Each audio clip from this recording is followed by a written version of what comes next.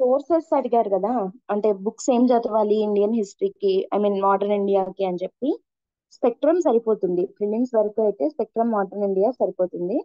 Mains కి కావాలంటే from Plassey to partition అని ఒక బుక్ చెప్పాను కదా, ఆ రెండు బుక్స్ రెఫర్ చేయాల్సి ఉంటుంది. ప్రిలిమ్స్ వరకు అయితే modern India spectrum, Rajiv Ahir అది ఉంది కదా ఆథర్, అది సరిపోతుంది.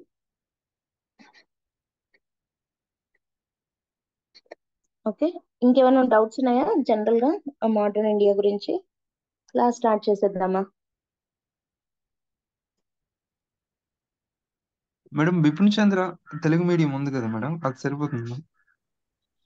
మీరు తెలుగు మీడియంలో ప్రిపేర్ అవుతున్నారా? Yes madam. బిపిన్ చంద్ర అయినా చూడొచ్చు, కానీ అది ప్రిలిమ్స్ కి అయితే అనవసరము.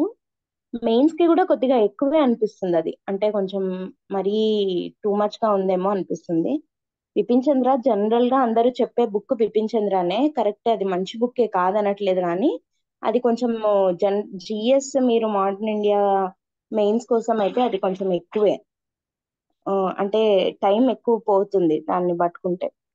సో మీరు దానికన్నా హిస్టరీ ఎప్పుడైనా స్టాటిక్ సబ్జెక్ట్ కాబట్టి మనకి ఒక పర్టికులర్ టాపిక్ మీద మెయిన్స్ క్వశ్చన్స్ పలానా పలానా యాంగిల్లో రావచ్చు అని మనం అనుకొని దానికి ముందుగానే మనము ఒక నోట్స్ లాగా, అంటే ఒక వెల్ స్ట్రక్చర్డ్ ఆన్సర్ లాగా మీరు రాసేసుకొని నేర్చుకోవడం బెటర్ అన్నమాట హిస్టరీ పాయింట్ ఆఫ్ వ్యూలో. ఐ మీన్ హిస్టరీకి మాత్రం. అర్థమవుతుందా? మిగతా సబ్జెక్ట్స్ అన్ని వేరే టైప్ గానీ, అంటే వాటికి ఎక్కువ డైనమిక్ గా ఉంటాయి, కరెంట్ అఫైర్స్ అవన్నీ ఉంటాయి కాబట్టి వాటికి ఇది వర్కౌట్ అవ్వదు. కానీ హిస్టరీ వరకు మాత్రం ఇప్పుడు చెప్పాలంటే, సపోజ్ ఇప్పుడు మనం స్టార్ట్ చేసుకోబోయే టాపిక్ ఏంటి, అడ్వెంట్ ఆఫ్ యూరోపియన్స్. అంటే యూరోపియన్స్ ఇండియాకి వచ్చినప్పుడు ఇండియా సిచ్యువేషన్స్ ఎలా ఉన్నాయి, ఫస్ట్ అసలు వాళ్ళు ఎలా వచ్చారు, వాళ్ళు ఎలా, ఐ మీన్ వాళ్ళల్లో మళ్ళీ మనకు నిన్న చెప్పుకున్నాం కదా, పోర్చుగీస్, డచ్, బ్రిటిష్, ఫ్రెంచ్ ఇట్లా వీళ్ళందరూ వచ్చారని. వాళ్ళల్లో మళ్ళీ యూరోపియన్ పవర్స్ లో ఎవరు సుప్రీమసీ తెచ్చుకున్నారు? బ్రిటిష్ కదా. మిగతా అన్ని యూరోపియన్ పవర్స్ మీద సుప్రీం అథారిటీ ఎవరికి వచ్చింది? బ్రిటిష్ కి వచ్చింది. అది ఎలా తెచ్చుకోగలిగారు అంటే, what are the reasons for the success of British? తర్వాత ఆ టైంలో మనకి ఇండియాలో ఎవరు రూల్ ఉండింది యూరోపియన్స్ వచ్చినప్పుడు చెప్పండి? మేజర్ పవర్ ఎవరు ఇండియాలో బ్రిటిష్, ఐ మీన్ యూరోపియన్స్ వచ్చినప్పుడు? ముగ్గుల్స్. ముఘల్స్.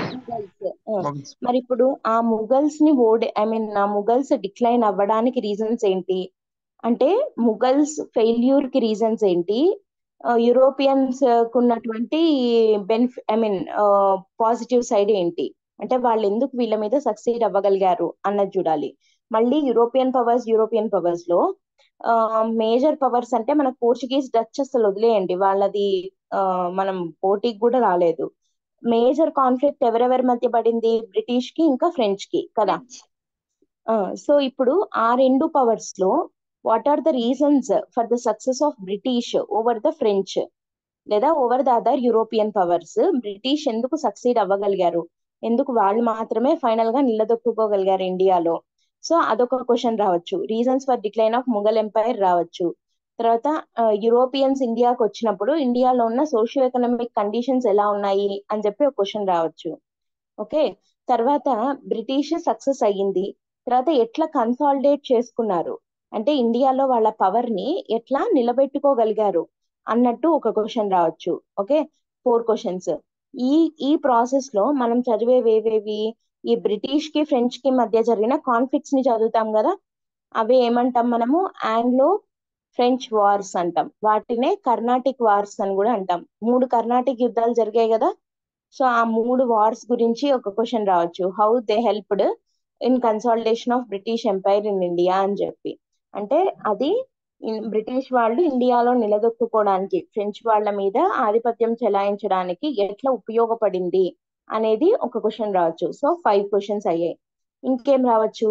ఈ ప్రాసెస్ లో, ఈ కన్సాలిడేషన్ ప్రాసెస్ లోనే బ్రిటిష్ వాళ్ళకి మేజర్ గా పవర్ తెచ్చి పెట్టిన ఒక యుద్ధం ఏంటి? బ్యాటిల్ ఆఫ్ ప్లాసీ కదా. బ్యాటిల్ ఆఫ్ పలాషి లేదా ప్లాసీ అని అంటారు కదా.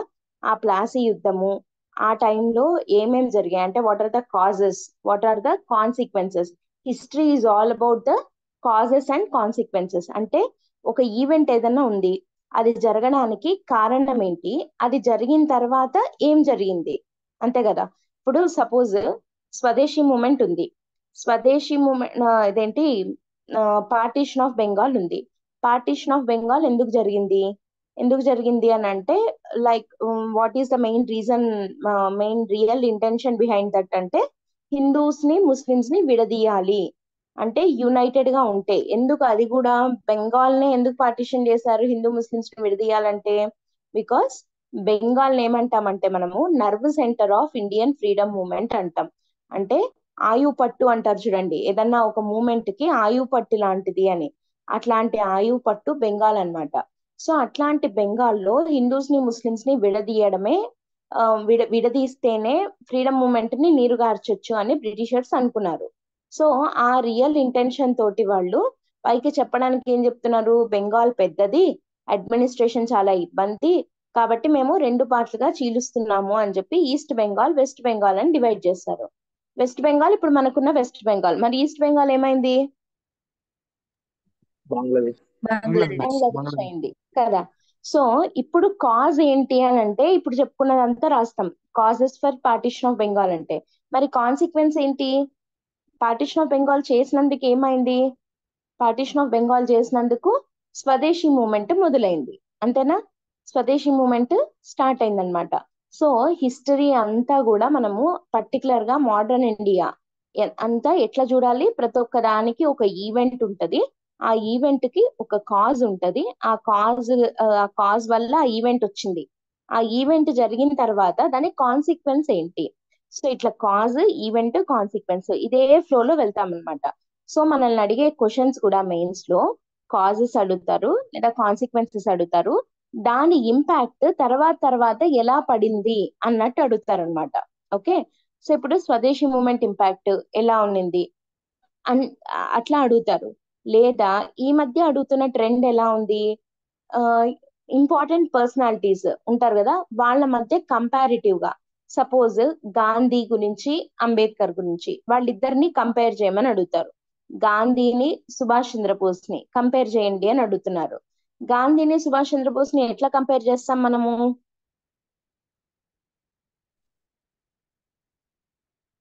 గాంధీని సుభాష్ చంద్రబోస్ ని ఎలా కంపేర్ చేయొచ్చు చెప్పండి, మేజర్ డిఫరెన్స్ లేదా మేజర్ కామన్ పాయింట్ ఏముంది వాళ్ళ మధ్య,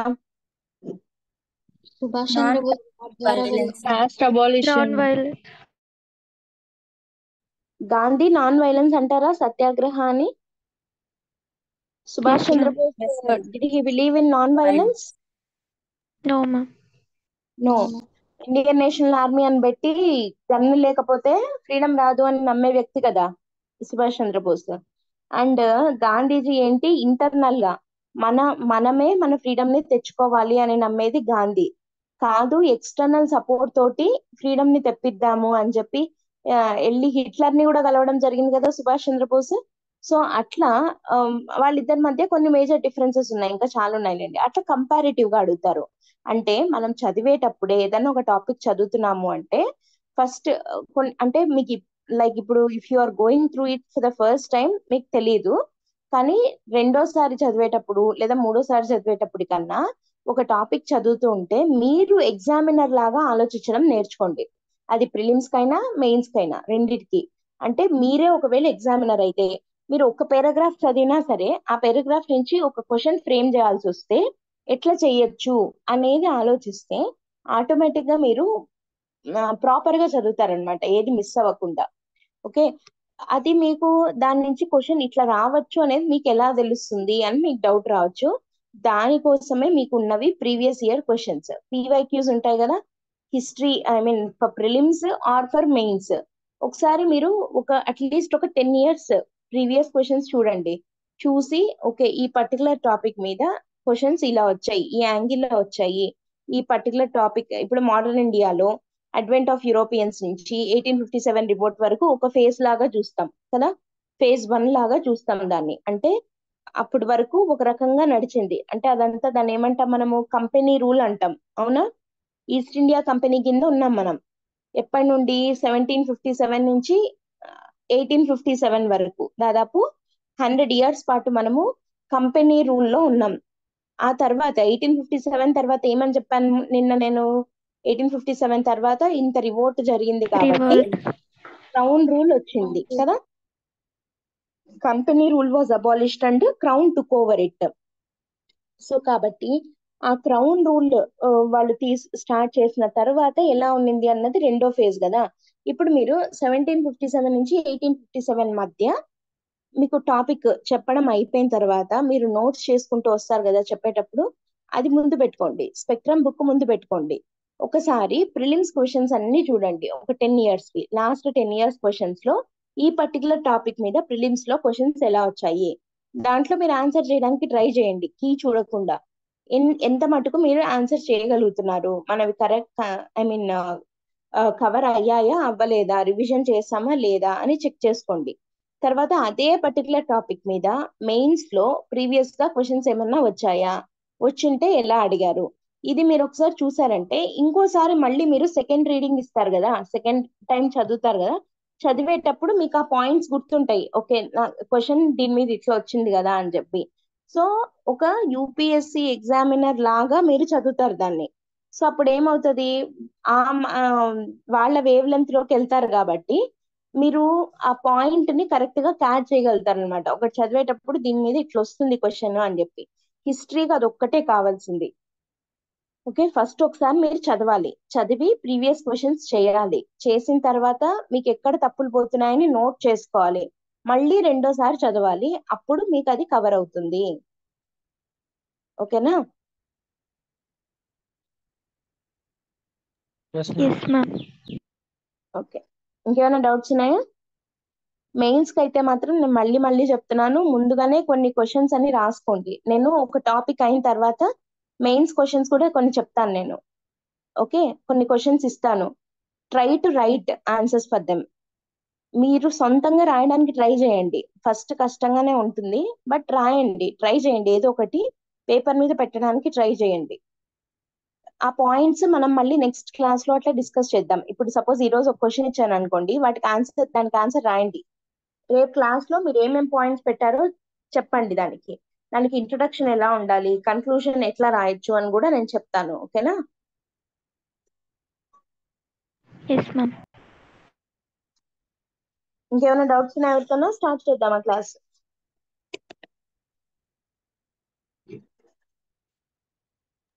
మీతో పాటు నోట్స్ రాయమంటారా మ్యామ్?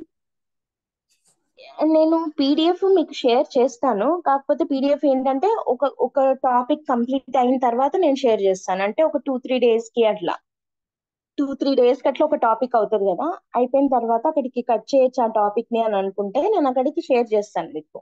మీరు ఈ లోపల నాకు రివిజన్ చేసుకోవడానికి ఉంటుంది కదా అని అనుకుంటే మీరు నోట్ చేసుకుంటూ రండి, లేదా 2-3 days కి ఒకసారి నేను చేసుకుంటాను అనేటైతే ఆ పీడిఎఫ్ మీకు పెట్టేస్తారు గ్రూప్ లో, అది మీరు చూసుకోవచ్చు.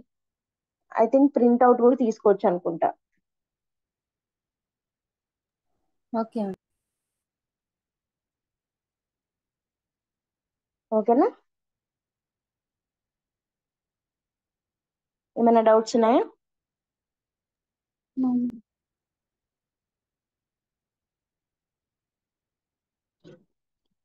అండ్ ఇంకొకటి, what I suggest is history classes కి కన్సిస్టెన్సీ అనేది చాలా ఇంపార్టెంట్. ఒకసారి ఈ రోజు వచ్చి రేపు రాకపోతే మళ్ళీ ఎల్లుండి అది కంటిన్యూయేషన్ ఉంటది కదా. ఒక ఒక టాపిక్ తీసుకున్నామంటే అది ఎట్లా ఒక చైన్ లాగా కంటిన్యూ అవుతూ ఉంటది కాబట్టి ఈ రోజు వినకపోతే రేపు ఏం చెప్తున్నామో అర్థం కాదు. సో కాబట్టి కొంచెం డిసిప్లిన్ తోటి ఉండండి, కన్సిస్టెంట్ గా క్లాసెస్ కి అటెండ్ అవ్వండి. ఓకేనా?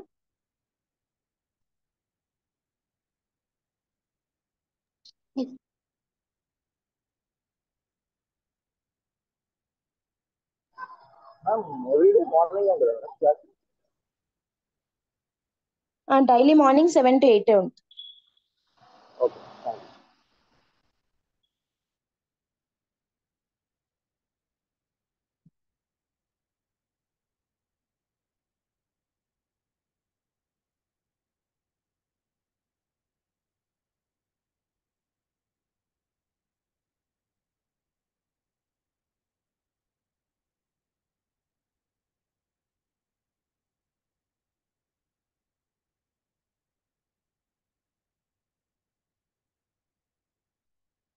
సో మన first chapter India on the eve of British conquest, mid 18th century India. Chapter 1 ఏంటి? India on the eve of British conquest, mid 18th century India. 18th century middle లో India ఎట్లా ఉండింది? 18th century mid అంటే ఎప్పుడు వస్తుంది మనకి? 1750s ఆ టైంలో కదా. ఆ టైంలో ఇండియా ఎలా ఉండింది అండ్ బ్రిటిష్ కాంక్వెస్ట్ జరిగిన టైంలో ఇండియా ఎలా ఉండింది అనేది ఇప్పుడు మనం చూడాలి. ఓకేనా?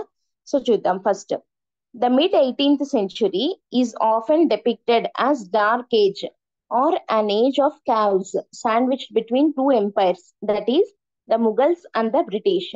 మిడ్ 18th సెంచురీని ఏమంటాము?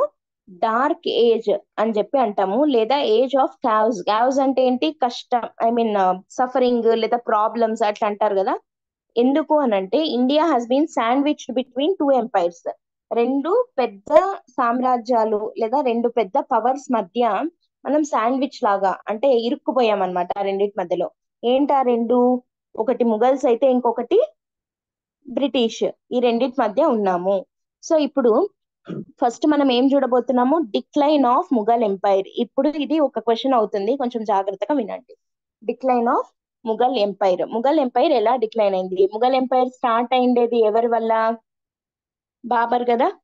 బాబర్ తర్వాత హుమయూన్, హుమయూన్ తర్వాత అక్బర్, అక్బర్, అక్బర్ తర్వాత జహంగీర్, ఆ తర్వాత షాజహాన్, షాజహాన్ కొడుకు ఔరంగజేబ్. ఇప్పుడు ఈ ఔరంగజేబ్ తర్వాత మనం ఎందుకు ఎవరివి చెప్పుకోము అని అంటే వీళ్ళు మాత్రమే major rulers of Mughals. Aurangzeb తర్వాత వచ్చిన వాళ్ళంతా వీక్ రూలర్స్, అంత ఎఫిషియంట్ రూలర్స్ ఎవరు రాలేదు. సో ఇప్పుడు ఇక్కడ ఉంది చూడండి, the reign of Aurangzeb from 1558 to 1707 మధ్య ఔరంగజేబ్ రూల్ చేశాడు. So the reign of Aurangzeb proved to signify the beginning of the end of Mughal rule in India. Reign of Aurangzeb ఏం సిగ్నిఫై చేస్తుంది? The beginning of the end of Mughal rule in India. దేని beginning ని సూచిస్తోంది Aurangzeb rule? End of Mughal rule in India. అంటే ఇంకా ఔరంగజేబ్ పరిపాలన తర్వాత Mughal rule end అవ్వబోతోంది అన్న దానికి స్టార్టింగ్ స్టేజ్ లో ఉన్నారనమాట. చూడండి, 1739. By 1739 Delhi had been invaded by Nadir Shah. By 1761, when Abdali invaded, the Mughals had been replaced by Marathas as defenders of India, and by 1765, the Mughal emperor had been reduced to a pensioner of British. 1739 లో ఎవరు invite చేశారు ఢిల్లీని? నాదిర్ షా అనే అతను invite చేశాడు. 1761 లో Ahmad Shah Abdali invite చేశాడు. And Mughals were replaced by Marathas. Marathas వచ్చారు. 1765 కల్లా Mughal emperor had been reduced to pensioner of British. 1765 లో ఏం జరిగింది? బ్యాటిల్ ఆఫ్ బాక్సర్ జరిగిన తర్వాత ముఘల్ ఎంపరర్ కేవలం బ్రిటిష్ వాళ్ళ చేతిలో ఒక పెన్షనర్ గా, అంటే నీకు నెలకింత ఇస్తాము ఇంకా నీకేం పవర్స్ లేవు అనే స్టేజ్ కి వచ్చాడు. ఇది ఏంటి అని అంటే ఓవరాల్ గా, అంటే సింపుల్ గా మనము ఒక పేరాగ్రాఫ్ లో మొత్తం ముఘల్స్ కి చెప్పాలి డిక్లైన్ అంటే ఇట్లా చెప్పేయచ్చు.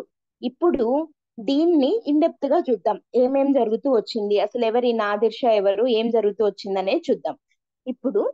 ఇప్పుడు క్వశ్చన్ డైరెక్ట్ గా మనకి, what are the challenges before the Mughals? అసలు ఎందుకు Mughals, reasons for the decline of Mughals అని అన్నా కూడా మనం రాయాల్సిన ఆన్సర్ యాజ్ ఇట్ ఈస్ గా ఇదే. ఏంటి? ఫస్ట్ ఏం రాసేయాలి? ఇట్లా డిక్లైన్ అయ్యింది అని రాయాలి. 1707 తో ఔరంగజేబ్ రీన్ కంప్లీట్ అయిన తర్వాత 39 లో నాదిర్ షా, 61 లో అబ్దాలి, 65 కి వచ్చే తర్వాత మరాఠాస్, ఆ తర్వాత 65 కి వచ్చేసరికి కేవలం ఒక పెన్షనర్ గా మిగిలిపోయారు ముఘల్స్ అన్నట్టు ఇంట్రొడక్షన్ లాగా రాసేస్తున్నాం. ఇప్పుడు తర్వాత ఏం చేయాలి? Challenges before Mughals. ముఘల్స్ కున్న ఛాలెంజెస్ ఏంటి, వాళ్ళ ముందున్న సవాళ్లు ఏంటి, ఎందుకని వాళ్ళు డిక్లైన్ అయిపోయారు, వాళ్ళ పొజిషన్ ఎందుకు పోగొట్టుకున్నారు, అంత పవర్ఫుల్ ఎంపైర్, అంత మైటీ ఎంపైర్ అయ్యి అక్బర్ చక్రవర్తి లాంటి రూలర్ రూల్ చేసిన ముఘల్ సామ్రాజ్యము ఎందుకని పడిపోయింది అంటే, ఇప్పుడు మనం రీజన్స్ ని మీరు ఒకటి గుర్తుపెట్టుకోండి, యూపీఎస్సీ ఆన్సర్ అనేది చాలా స్ట్రక్చర్డ్ గా రాయాలి. ఊరికే మీకు గుర్తొచ్చిన పాయింట్ అక్కడోటి రాసిస్తే మార్క్స్ రావు మనకి. సో మీరు క్లియర్ గా ఇక్కడ రీజన్స్ అడుగుతున్నారు కదా, రీజన్స్ ని మనము 2 కేటగిరీలుగా డివైడ్ చేస్తున్నాం. ఒకటి వచ్చేసి ఎక్స్టర్నల్ రీజన్స్, రెండోది వచ్చేసి ఇంటర్నల్ రీజన్స్. అంటే వాళ్ళల్లో వాళ్ళ గొడవల వల్ల లేదా వాళ్ళ లోపల పక్క ఉన్న కారణాల వల్ల ముగల్స్ ఎట్లా డిక్లైన్ అయ్యారు అన్నది ఒకటి, బయట కారణాల వల్ల ముగల్స్ ఎట్లా డిక్లైన్ అయ్యారు అన్నది రెండు. సో ఇట్లా రెండిటిగా క్లియర్ గా డివైడ్ చేసి రాస్తే ఆన్సర్ చూసే వాళ్ళకి, కరెక్షన్ చేసే ఎగ్జామినర్ కి ఈజీగా ఉంటుంది అనమాట. ఒక స్ట్రక్చర్డ్ ఆన్సర్ లాగా ఉండి నీట్ గా టకటకా కరెక్షన్ చేసేసి మార్కులు వేసేస్తారు. ఎందుకంటే వాళ్ళకున్న లిమిటెడ్ టైంలో లెస్ దాన్ 1 minute లో వాళ్ళు ఒక ఆన్సర్ ని కరెక్ట్ చేస్తారనమాట. కాబట్టి ఆ 1 minute లో మీరు బాగా రాశారు అని వాళ్ళని కన్విన్స్ చేయాలి అని అంటే చాలా నీట్ గా సైడ్ హెడ్డింగ్స్ పెట్టేసి ప్రాపర్ గా రాయాలి మనం, అక్కడోటి రాయకూడదు.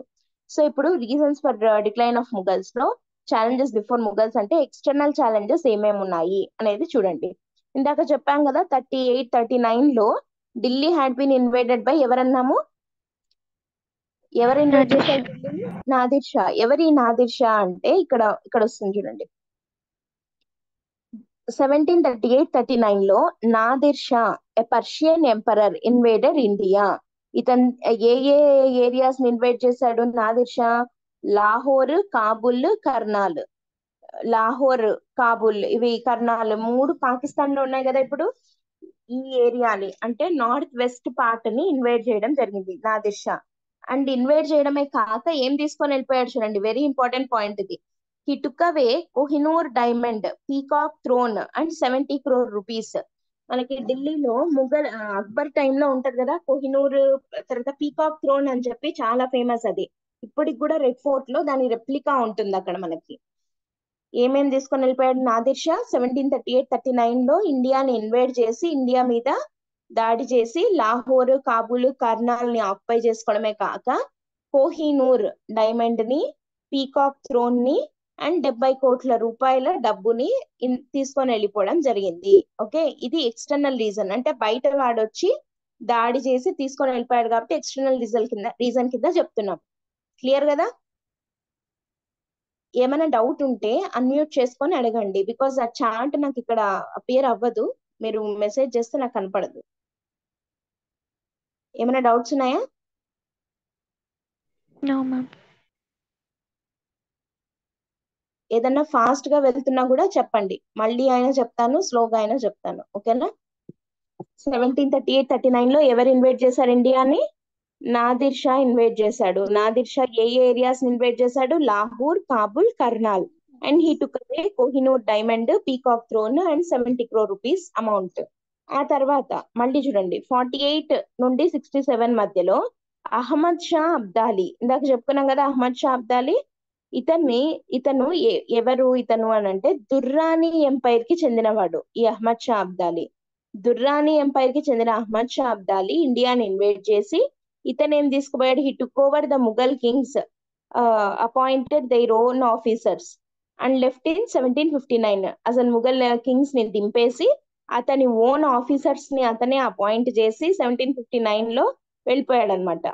తర్వాత 1761 లో Abdali came back and took revenge on Marathas. అది ఏ battle? Third battle of Panipat. Ahmad Shah Abdali Marathas ని డిఫీట్ చేయడం, దీంతో మరాఠాస్ కూడా డిక్లైన్ అయిపోయారనమాట. Abdali came back and took revenge on the Marathas in third battle of Panipat where Abdali defeated Marathas. So ఇక్కడ Ahmad Shah Abdali key role play చేయడం జరిగింది ఇన్ డిక్లైన్ ఆఫ్ ముగల్స్ అని చెప్పి తెలుస్తోంది. ఎక్స్టర్నల్ రీజన్స్ కింద ఎంతమంది ఉన్నారు?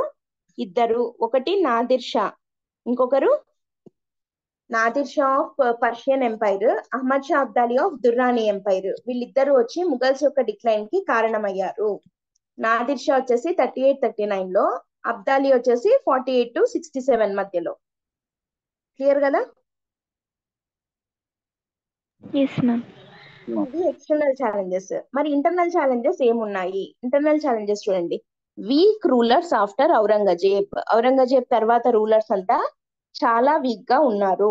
ఎవరెవరు వాళ్ళు అంటే బహదూర్ షా 1, షా అలం, మౌజం, వీళ్ళందరూ 1707-1712. మనకి ఔరంగజేబ్ ఎక్కడి దాకా రూల్ చేశాడు? 1558 నుండి 1707 వరకు.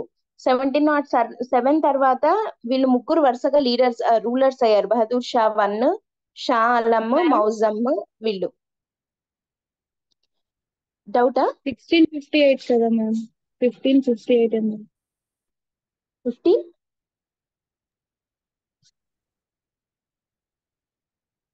1658 to 1707 ఔరంగజేబ్. ఓకే ఓకే 15 అని ఉందా ఇక్కడ? Okay yeah okay good. Next Jalandhar Shah 1712 to 1713 మధ్య రూల్ చేశాడు. ఈ జలంధర్ షా ఇంట్రొడ్యూస్ ఏమేం చేశాడు చూడండి. He introduce Izara system. Izara system అంటే government established contact with revenue farmers and middle men who paid government a fixed amount while they were free to extract whatever they could from the peasants. అంటే same ఇప్పుడు మనకి జమీందారీ system అంటారు, idea ఉందా? జమీందారీ system లో ఏమవుతుంది, ఇక్కడ farmers ఉంటారు, పైన బ్రిటిషర్స్ ఉన్నారు. సో వీళ్ళిద్దరికి మధ్య ఎవరుంటారు? జమీందార్స్ ఉంటారు. ఈ జమీందార్స్ ఏం చేస్తారు, ఫార్మర్స్ దగ్గర నుంచి అమౌంట్ ని కలెక్ట్ చేసి దాన్ని బ్రిటిషర్స్ కి ఇస్తారు. అయితే ముందుగానే ఏమవుతుంది అంటే జమీందార్స్ ఇంత ఫిక్స్డ్ అమౌంట్ అని చెప్పేసి బ్రిటిషర్స్ కి పే చేసేయాలి. ఓకే, కలెక్ట్ అయిన దాంట్లో 10/11 పార్ట్ బ్రిటిషర్స్ కి ఇచ్చేయాలి, మిగిలిన 1/11 పార్ట్ జమీందార్స్ ఉంచుకుంటారనమాట. సో ఇప్పుడు జమీందార్లు బ్రిటిషర్స్ కి ఫార్మర్స్ కి మధ్య మిడిల్ మెన్ లాగా ఉంటారు. అంటే వీళ్ళు ఇంత పార్ట్ అని చెప్పి బ్రిటిషర్స్ కి ఇచ్చేసి మిగతా వీళ్ళు ఉంచుకోవాలి కదా. ఇక్కడ ఇజారా సిస్టమ్ అనేది కూడా ఆల్మోస్ట్ అట్లాంటిదే. ఏంటి అని అంటే ఒక ఫిక్స్డ్ అమౌంట్ ఈ జలంధర్ షాకి అంటే రాజుకి ఈ మిడిల్ మెన్ పే చేయాలి. మిడిల్ మెన్ ఏం చేయాలి అంటే మధ్యవర్తి లాగా ఇతను ఈ జలంధర్ షాకి ఈ మిడిల్ మెన్ ఫార్మర్స్ దగ్గర నుంచి కలెక్ట్ చేసుకున్న అమౌంట్ అట్లా కాకుండా ఈ మిడిల్ మెన్ ఏం చేస్తారంటే ఒక ఫిక్స్డ్ అమౌంట్ అని చెప్పి, సపోజ్ ఫర్ ఎగ్జాంపుల్ ఒక 1 lakh రూపీస్ అనుకుందాం. 1 lakh రూపీ ఈ మిడిల్ మెన్ జలంధర్ షాకి పే చేసేస్తారు. ఇంకా ఫార్మర్స్ దగ్గర నుంచి వీళ్ళు ఎంత కలెక్ట్ చేస్తారు అనేది వీళ్ళ ఇష్టం. ఇంకా జలంధర్ షాకి సంబంధం ఉండదు. వీళ్ళు 2 lakhs అయినా చేసుకోవచ్చు, 3 lakhs అయినా చేసుకోండి, నాకు సంబంధం లేదు, నాకు ఇచ్చే అమౌంట్ నాకు ఇచ్చేయండి అని జలంధర్ షా అంటున్నాడు. ఆ సిస్టమే ఇజారా సిస్టమ్. సార్ మళ్ళీ చూడండి, గవర్నమెంట్ అంటే కింగ్ అని ఇక్కడ. He established contact with revenue farmers and middle men who paid government a fixed amount while they were free to extract whatever they could from the peasants. అంటే వాళ్ళకి ఇష్టం వచ్చినంత pageants అంటే farmers దగ్గర నుంచి వాళ్ళు కలెక్ట్ చేసుకోవచ్చు. ఒక ఫిక్స్డ్ అమౌంట్ అని చెప్పి వీళ్ళకి ఇచ్చేయాలి.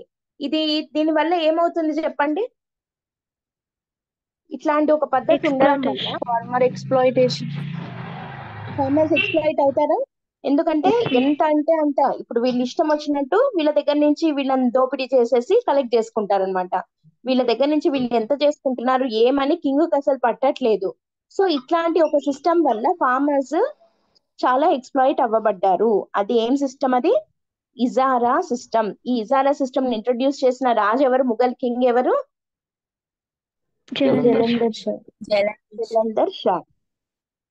Next, he also abolished జజియా.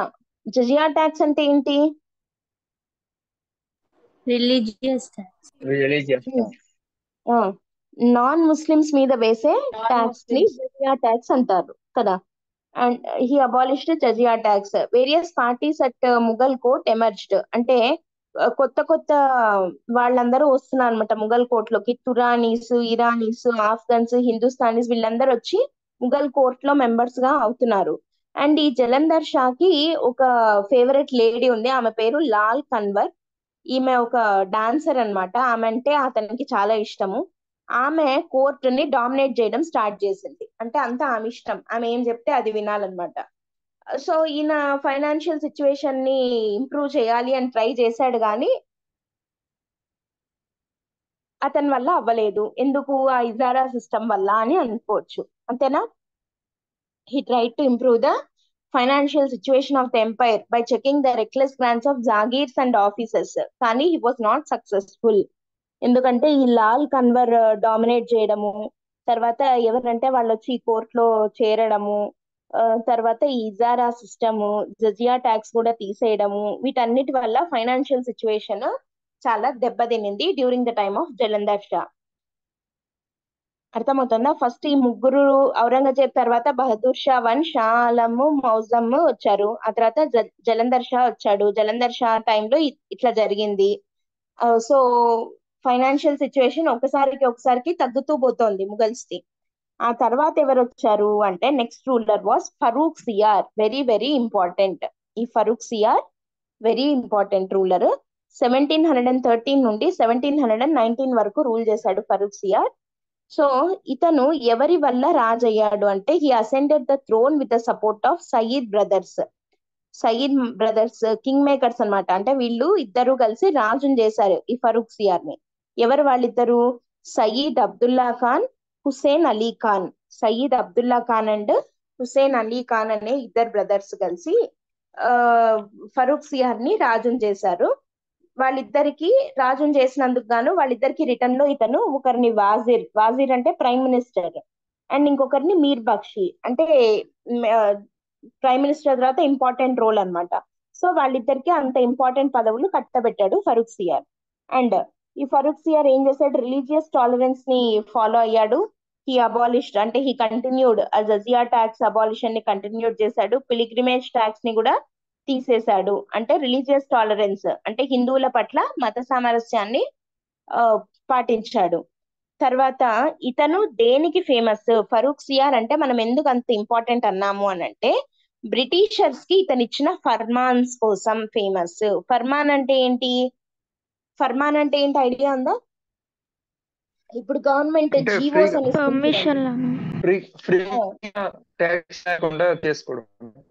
Okay, అంటే ఆ ఫర్మాన్ లో అది ఉంటది. ఫర్మాన్ అంటే నథింగ్ బట్ ఇప్పుడు గవర్నమెంట్ ఇచ్చే జీవో ఉంటది చూడండి, గవర్నమెంట్ ఆర్డర్ అంటాం కదా, జీవో. అట్లాంటి దాన్ని థింగ్స్ ఇచ్చేదాన్ని ఫర్మాన్ అంటారనమాట. So farmans to British known as farman of 1717 లో ఇతను ఇచ్చిన ఫర్మాన్ వల్ల ఏమొచ్చింది అంటే it granted British East India company trading privileges including exemption from custom duties for its trade with Bengal, for its trade in Bengal. ఓకేనా? అంటే బ్రిటిష్ వాళ్ళకి ట్రేడింగ్ ప్రివిలేజెస్ ని కల్పించాడు విత్ ఫర్మాన్ ఆఫ్ 1717. చాలా ఇంపార్టెంట్ ఫర్మాన్ ఇది. బ్రిటిష్ వాళ్ళ కన్సాలిడేషన్, బ్రిటిష్ వాళ్ళ expansion కి ఇండియాలో ఏది హెల్ప్ అయింది అని అంటే ఫరూక్ సియార్ ఇచ్చిన ఫర్మాన్. ఎందుకు అని అంటే ఇక్కడ ఈ పాయింట్ ఏంటి? It granted British East India company trading privileges including exemption from custom duties for its trade in Bengal. Custom duties, excise duties అని ఉంటాయి కదా. కస్టమ్ డ్యూటీకి ఎక్సైజ్ డ్యూటీకి తేడా ఏంటి చెప్పండి? మేడం కస్టమ్ డ్యూటీ అంటే export import madam, excise duty అంటే Imports and product exports manufacture చేస్తే వేసేది. Very good. manufacturing కస్టమ్ పైన, డ్యూటీ production అంటే పైన. ఎక్స్పోర్ట్స్, కస్టమ్ డ్యూటీ అంటే ఎక్స్పోర్ట్స్ అండ్ ఇంపోర్ట్స్ మీద వేసే డ్యూటీ, వేసే ట్యాక్స్. ఎక్సైజ్ డ్యూటీ అంటే డొమెస్టిక్ మ్యానుఫ్యాక్చరింగ్ మీద వేసేదాన్ని ఎక్సైజ్ డ్యూటీ అంటాం కదా. సో ఇక్కడ ఏమంటున్నారు? బెంగాలే వాళ్ళకి మెయిన్ అన్నమాట. బెంగాల్ నుంచే వీళ్ళకి బ్రిటిష్ వాళ్ళకి ఎక్స్పోర్ట్స్ అండ్ ఇంపోర్ట్స్ జరుగుతాయి. అట్లాంటి బెంగాల్లోనే మనము కస్టమ్ డ్యూటీ వేస్తే బ్రిటిష్ వాళ్ళ దగ్గర నుంచి మనకు డబ్బులు వచ్చేవి, మనకి ఇన్ ద సెన్స్ ముగల్స్ కి. అయితే ఇక్కడ ఈ ఫరూక్ సియార్ ఏం చేశాడు? 1717 లో ఇచ్చిన ఈ ఫర్మాన్ వల్ల కస్టమ్ డ్యూటీ నుండి వీళ్ళకి ఎగ్జంప్షన్ ఇవ్వడం జరిగింది. కస్టమ్ డ్యూటీ నుంచి వీళ్ళకి ఎగ్జంప్షన్ ఇస్తే ఇంకేమవుతాయి? వీళ్ళు ఇంపోర్ట్స్ ఫ్రీగా చేసుకోవచ్చు కదా. ఎక్స్పోర్ట్స్ మీద ట్యాక్స్ పడదు, వాళ్ళు అక్కడి నుంచి తెచ్చుకొని ఇక్కడ దింపుకున్న ఇంపోర్ట్స్ మీద ట్యాక్స్ పడట్లేదు వాళ్ళకి. అప్పుడు ఏమవుతుంది? బ్రిటిష్ ఆల్రెడీ వాళ్ళవి machine made goods. So machine made goods, మన హ్యాండ్ మేడ్ గూడ్స్ అనేవి మెషిన్ మేడ్ గూడ్స్ తో పోటీ పడలేకపోతున్నాయి. ఎందుకంటే అవి మెషిన్ మేడ్ కాబట్టి ఆబ్వియస్లీ చీపర్ ఉంటాయి ప్రైజెస్ కదా.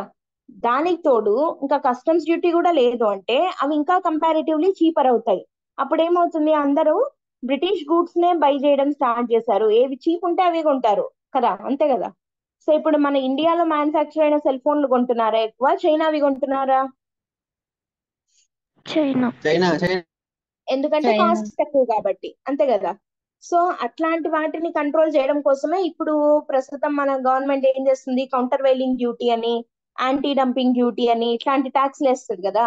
సో అట్లా ఇప్పుడు మనం కంట్రోల్ చేయగలుగుతున్నాం. కానీ అప్పుడు ఫరూక్ సియార్ ఏం చేశాడు? వాళ్ళకి కస్టమ్స్ ఫ్రీ ట్రాన్సాక్షన్స్ జరుపుకోవడానికి పర్మిషన్ ఇచ్చాడు. దానివల్ల ఏం జరిగింది?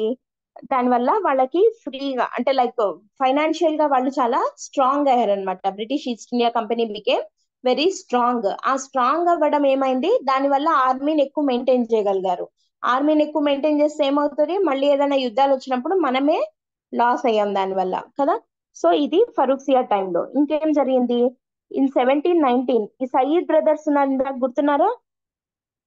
ఈ Sayyid brothers they forged an alliance with Balaji Vishwanath Maratha ruler and with the help of Maratha troops they killed ఫరూక్సియార్.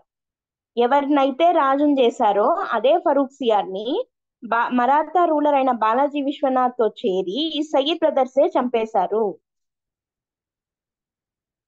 Okay, so అట్లా ఫరూక్సియార్ చనిపోయాడు అనమాట. మొత్తానికి ఫరూక్సియార్ పాపం రిలీజియస్ టాలరెన్స్ అయితే చూపించాడు, కానీ ఫర్మాన్ ఆఫ్ 1717 ఇవ్వడము దానివల్ల బ్రిటిషర్స్ కి మంచి జరిగింది. తర్వాత ఆ సయీద్ బ్రదర్స్ చేతిలోనే అతను చనిపోయాడు. నెక్స్ట్ రూలర్ మొహమ్మద్ షా లేదా రోషన్ అఖ్తర్ అని అంటారు. ఇతన్నే రంగలీలా అని కూడా పిలుస్తారు. హీ రిసీవ్డ్ ద టైటిల్ రంగలీలా ఎందుకంటే ఇతనికి చాలా లగ్జూరియస్ లైఫ్ స్టైల్ అంటే ఇష్టం. అంటే ఊరికే లైక్ ఏమి యుద్ధాలు లేదా ఏదో రూల్ చేయాలి, ప్రజల్ని బాగా చూసుకోవాలి ఈ టైప్ కాదనమాట. హ్యాపీగా అట్లా తినడం పడుకోవడం అన్నట్టు ఉండేవాడు ఈ మొహమ్మద్ షా లేదా Roshan Akhtar. So he received the title Rangeela due to his luxurious lifestyle. With the help of Nizamul Mulk he killed Sayyid brothers. ఈ సయీద్ బ్రదర్స్ ఫరూక్సియార్ ని చంపారు కదా, ఆ సయీద్ బ్రదర్స్ ని నిజాముల్ ముల్క్ సహాయంతో మొహమ్మద్ షా చంపేశాడు.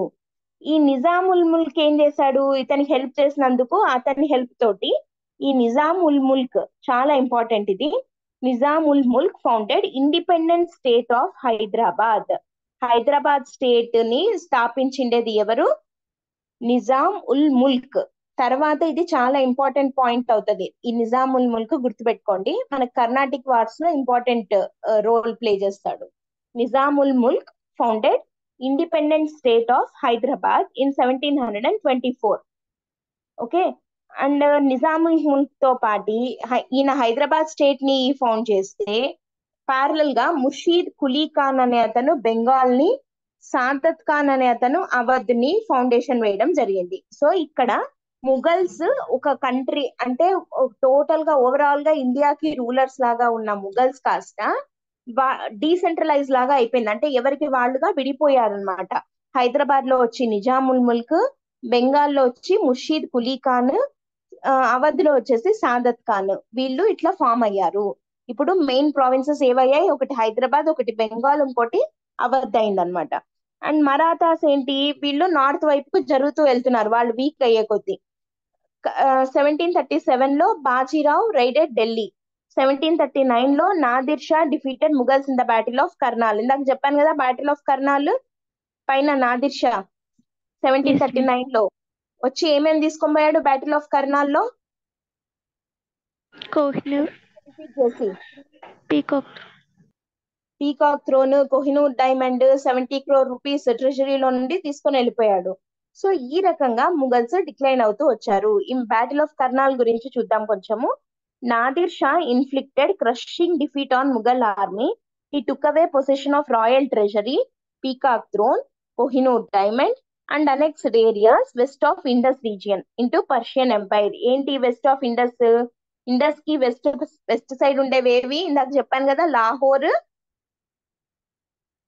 ఏమేమి ఉన్నాయి, లాహోర్, కర్నాల్, కాబుల్, కాబుల్, లాహోర్, కర్నాల్, కాబుల్, ఈ 3 ఏరియాస్ ని ఆక్యుపై చేసేసుకున్నాడు ఎవరు, Nadir Shah. Okay, battle of Karnal లో భాగంగా 1739 లో. నెక్స్ట్ ఏం జరిగింది, ఆలాంగిర్ 2 రాజుగా ఉన్న టైంలో Ahmad Shah Abdali invaded India and battle of Plassey was fought during his reign. ఈ ఆలాంగిర్ 2 టైంలో బ్యాటిల్ ఆఫ్ ప్లాసీ జరిగింది. He was also murdered by his wazir Imad ul Mulk. Imad ul Mulk అనేవాడు ఈ ఆలాంగిర్ 2 యొక్క వాజీర్. వాజీర్ అంటే ప్రైమ్ మినిస్టర్ అని చెప్పా కదా, ఇతని చేతిలోనే ఆలాంగిర్ 2 చనిపోయాడు. ఈ ఆలాంగిర్ 2 టైంలోనే బ్యాటిల్ ఆఫ్ ప్లాసీ జరిగింది. అహ్మద్ షా అబ్దాలీ యొక్క ఇన్వేషన్ కూడా జరిగింది. రెండిటిని కంట్రోల్ చేయడంలో ఆలంగీర్ టు ఫెయిల్ అయ్యాడు. ఆలంగీర్ అని ఇంకెవరికి పేరు ఉంది చెప్పండి. Alamgir was the title of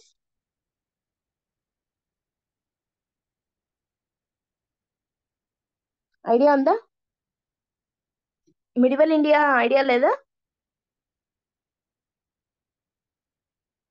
Alamgir అంటే ప్రపంచానికే రాజు అని. ఆలంగీర్ అంటే అర్థము ప్రపంచం మొత్తానికి రాజు అని. Alamgir was the title. He himself took the title. ఎవరు? ఔరంగజేబు తనకు తానే ఇచ్చుకున్న టైటిల్ ఆలంగీర్. అంటే నేను ఈ ప్రపంచానికే రారాజుని అని. ఓకే, సరే. నెక్స్ట్ తర్వాత వచ్చిన రూలర్ ఎవరు అంటే Shah Alam two. Very very important ruler. Farrukh Siyar తర్వాత మీరు గుర్తుపెట్టుకోవాల్సిన important ruler Shah Alam two. 1759 to 1806 మధ్య షా ఆలం టూ ఉన్నాడు. ఇతని టైంలో ఏమేమి జరిగాయి చూడండి. థర్డ్ బ్యాటిల్ ఆఫ్ పానిపట్ ఎవరెవరికి మధ్య జరిగింది? ఇది గుర్తుందా? ఇందాక చెప్పాను. థర్డ్ బ్యాటిల్ ఆఫ్ పానిపట్ ఎవరెవరి మధ్య జరిగింది? Marathas and Ahmad Shah Abdali. Ahmad Shah Abdali and Marathas. So third battle of Panipat. తర్వాత బ్యాటిల్ ఆఫ్ బాక్సర్ 1764 లో బ్యాటిల్ ఆఫ్ బుక్సార్ లేదా బ్యాటిల్ ఆఫ్ బాక్సర్ అంటారు. were fought during his reign. Diwani rights were given to British, came to be known as fugitive Mughal emperor. He was the first Mughal ruler who became an East India Company pensioner. ఇందాక పైన చెప్పాను కదా, final గా battle of బుక్సార్ తర్వాత ఒక pensioner గా ఇతను మిగిలిపోవాల్సి వచ్చింది. అట్లా బ్రిటిష్ ఈస్ట్ ఇండియా కంపెనీకి పెన్షనర్ గా మిగిలిపోయిన ఫస్ట్ ముఘల్ రాజు ఎవరు? షా ఆలం టూ.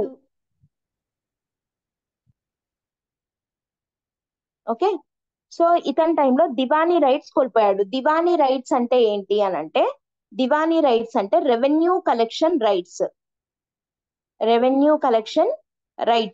ఇక్కడ మళ్ళీ మనకి డెప్త్ గా వస్తుంది. Battle of Plassey, battle of boxer అవంతా మళ్ళీ వస్తుంది. నేను జస్ట్ ఇక్కడ మీకు చెప్తున్నది reasons for the decline of Mughals అంటే ఈ వీటి వల్ల అని చెప్తున్నాను. ఈ బ్యాటిల్స్ గురించి మళ్ళీ డెప్త్ గా మనం డిస్కస్ చేద్దాం.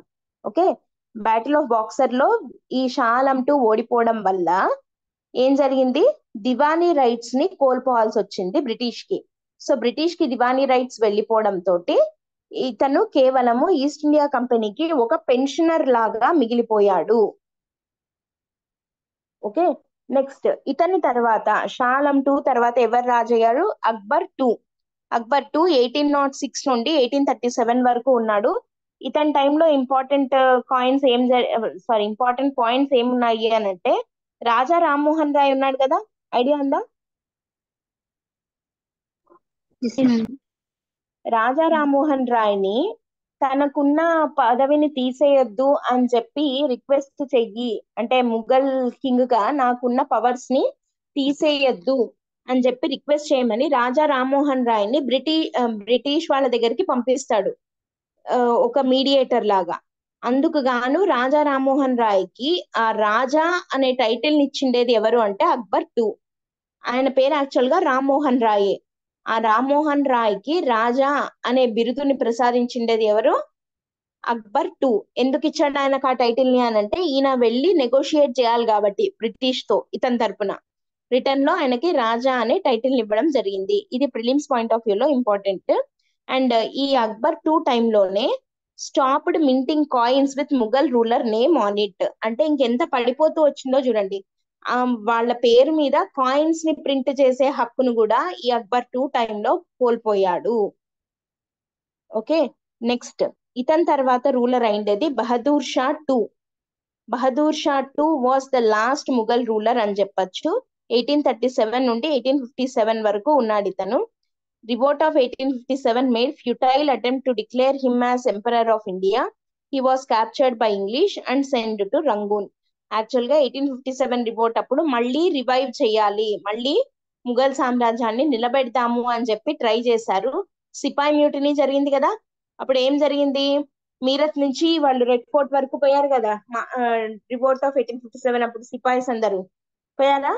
పోయి రెడ్ ఫోర్ట్ లో ఉన్న రూలర్ ఈ బహదూర్ షా జాఫర్ టూ ని తమ ఎంపరర్ ఆఫ్ ఇండియా, షెన్షా ఏ హిందుస్థాన్ అని చెప్పి డిక్లేర్ చేశారు. అంటే ఇతనే మా రాజు, మీరు కాదు, మా రూలర్స్ మీరు కాదు, మీరు వెళ్ళిపోండి అన్నట్టు ట్రై చేశారు. కానీ మన 1857 రివోల్ట్ ఫెయిల్ అవ్వడం తోటి బహదూర్ షా జాఫర్ టూని చంపకుండా వదిలేస్తే ఇతను రంగూన్ అంటే బర్మా, మయన్మార్ అంటాం కదా ఇప్పుడు మనం, అక్కడికి పారిపోయాడు లేదా పంపించేశారు. రెండిట్లో ఏదో ఒకటి. మొత్తానికి బహదూర్ షా జాఫర్ టూ ఇంకా ఇక్కడ ఇండియాకి ముఘల్స్ కి ఉన్న సంబంధం దీంతో తెగిపోయింది.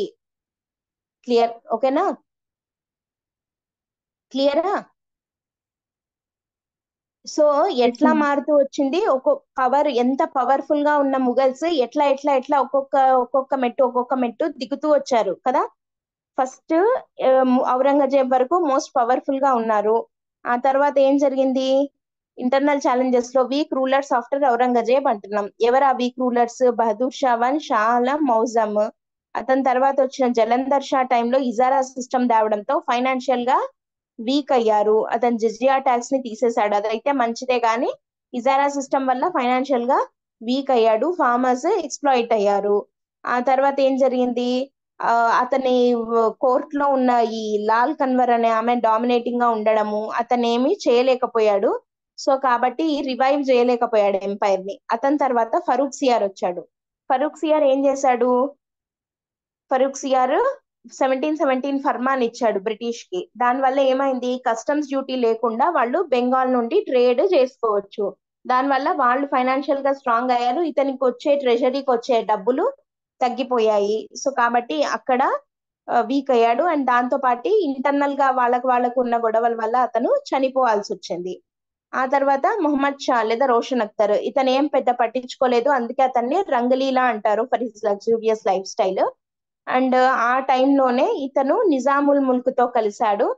ఫైనల్ గా నిజాముల్ ముల్క్ హైదరాబాద్ స్టేట్ ని 1724 లో, ముర్షీద్ కులీ ఖాన్ బెంగాల్ ని 1717 లో, సాదత్ ఖాన్ అవధ్ ని 1722 లో. సో ఇట్లా వీళ్ళు ఇండిపెండెంట్ గా, ముఘల్స్ తో కాకుండా ఇండిపెండెంట్ గా వీళ్ళు రాజ్యాలని పెట్టుకుంటూ వచ్చారు. అక్కడే వీక్ అయిపోయాం. ఎప్పుడైతే యునైటెడ్ గా లేరో, ఇట్లా డిఫరెంట్ అవుతూ వచ్చారో, మళ్ళీ వాళ్ళకి మధ్య గొడవలు, వీటన్నిటి వల్ల వీక్ అయిపోతూ వచ్చామన్నమాట. ఆ తర్వాత మరాఠాస్ నార్త్ వైపుకి ఎక్స్పాండ్ అవుతూ వెళ్ళడము.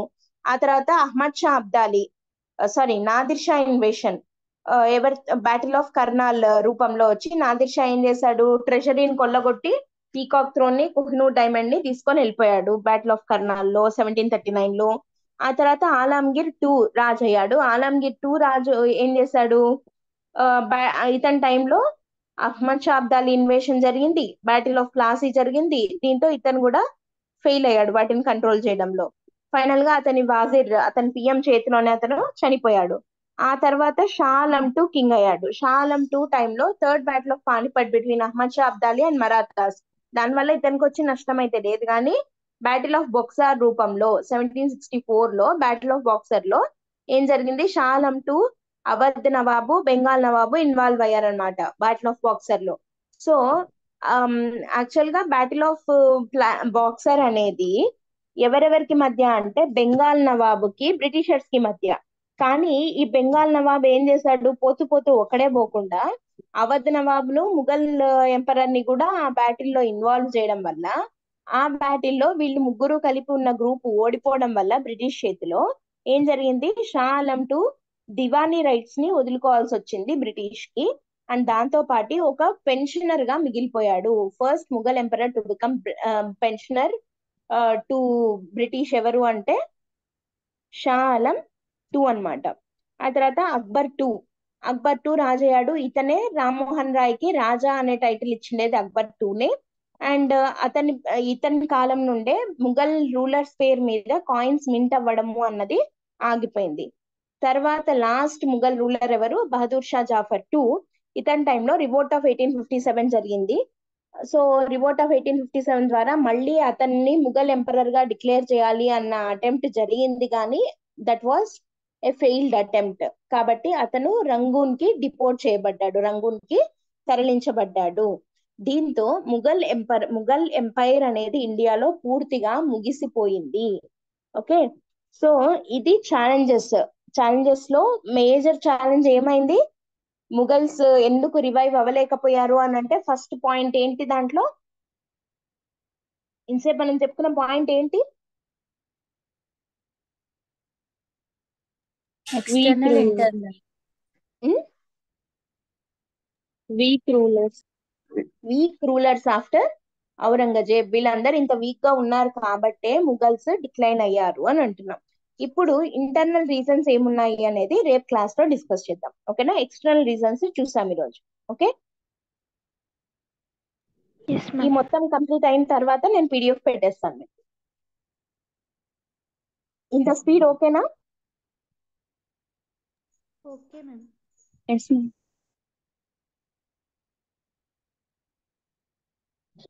వాయిస్ సౌండ్ తక్కువ వస్తుందా? అందరికి అట్లాగే ఉందా? No ma'am. No ma'am. Okay,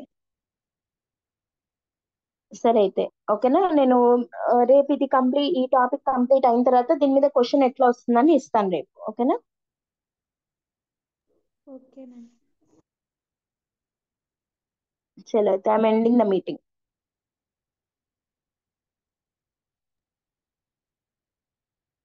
daily morning 7 to 8 ఉంటుంది. మిస్ అవ్వద్దండి క్లాస్.